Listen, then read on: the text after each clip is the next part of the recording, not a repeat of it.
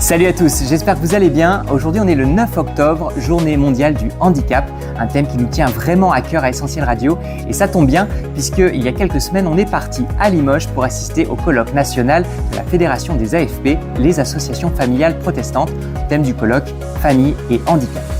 Conférences, tables rondes, ateliers, des rencontres vraiment enrichissantes et passionnantes, et puis des participants à qui on a tendu le micro pour leur demander en quoi ils se sentaient concernés par ce thème, famille et handicap. On écoute tout de suite leur réponse. Alors je me suis sentie concernée tout simplement parce que je pense qu'on connaît tous au moins une personne qui s'est retrouvée en situation de handicap.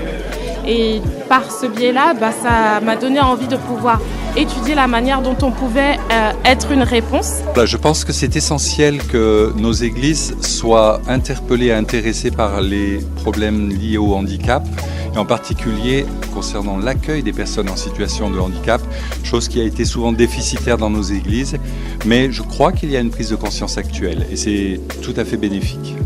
Je me suis senti concerné parce qu'en fait c'est un thème qui n'est pas très abordé. Donc je trouve que c'est très intéressant qu'on puisse se saisir de ce thème-là dans nos églises et dans nos associations parce que ça a été trop longtemps laissé de côté.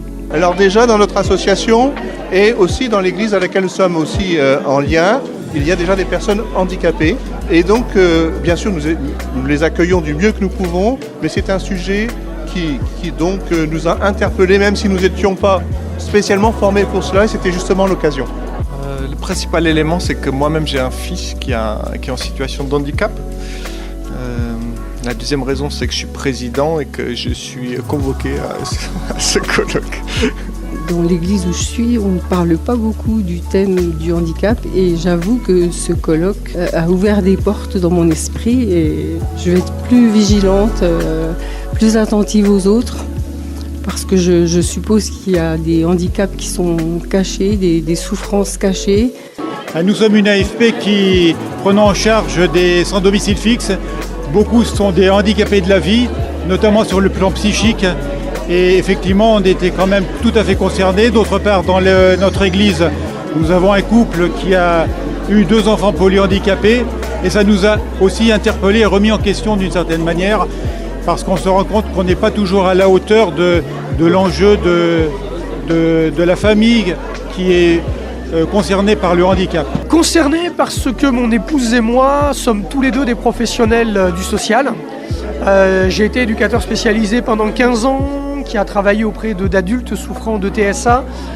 Aussi travaillé pour la protection de l'enfance comme éducateur auprès d'enfants placés. Mon épouse a eu aussi la chance de travailler à la maison départementale des personnes handicapées et dans différents départements au service de l'aide sociale à l'enfance. Donc le thème du handicap et de la famille nous concerne au premier plan. Alors en lien avec le collège dont je m'occupe actuellement, on rencontre de plus en plus d'enfants qui sont porteurs de troubles. Donc on en a beaucoup parlé, des troubles 10, mais aussi des HP, des TDAH. Et donc on est en pleine réflexion et en pleine formation aussi. Donc le colloque était aussi un lien pour se former, s'informer, créer du lien, des contacts et rencontrer des personnes, on va dire, plus compétentes que nous. Handicap, perte d'autonomie, de près ou de loin, nous sommes tous concernés. Association familiale protestante, unie pour les familles, en partenariat avec Essentiel Radio.